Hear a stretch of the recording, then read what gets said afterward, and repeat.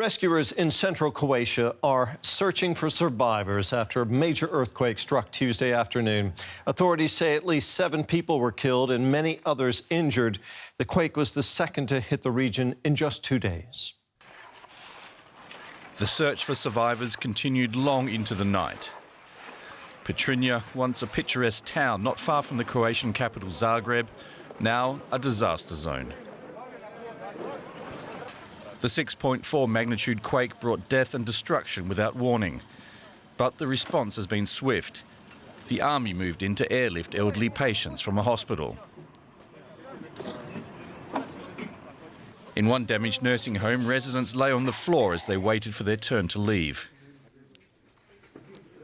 As the most vulnerable are evacuated, aid is pouring in. Across Croatia, donations are being collected for Petrinja and the surrounding area.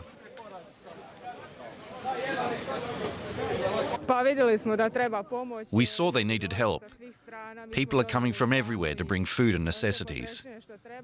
They need humanitarian aid now, because this won't be over anytime soon. Basic necessities have already reached this shelter for people made homeless by the earthquake.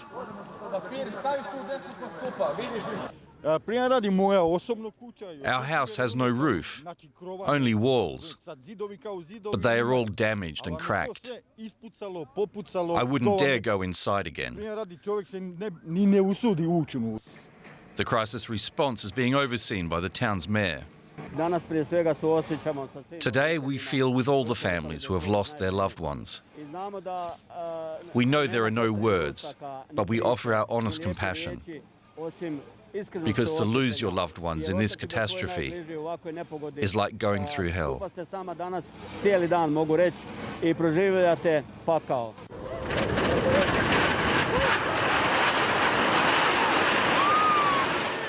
The mayor was holding a press conference when the earthquake struck, shortly before noon on Tuesday.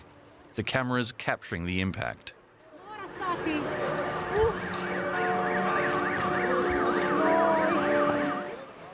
As rescue teams clear the rubble in the dark of night, that moment seems a lifetime ago for the people of Petrinja.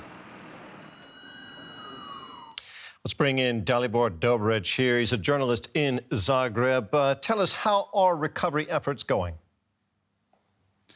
Hello. Well, the recovery efforts went on through the night. There are no reports of any more casualties, so 7 people have been killed. We don't have the count of the injured yet. There has been an outpour of help, as you said in the report, from people all over Croatia, with thousands of people bringing food and blankets and so on, and it's all being gathered by the Red Cross and sent to Petrinja. The army has put up tents and shelters for the people who lost their homes, and that is basically everyone in the region of Petrinja, Glina, Sisak, and so on. There are thousands of people who are now without shelter. Now, I understand that Zagreb was hit by another smaller tremor this morning. Are there any reports of further damage? There have been actually 3 tremors since 6:15, which woke me up this morning. That was 4.8 and 2 smaller ones after that.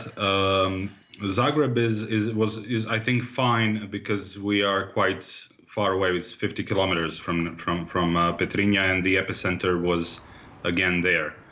There are no reports of additional damage, but since people have left their homes, mainly,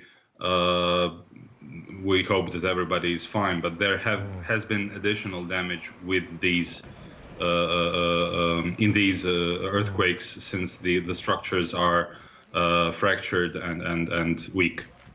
How well prepared is the region there for earthquakes like this?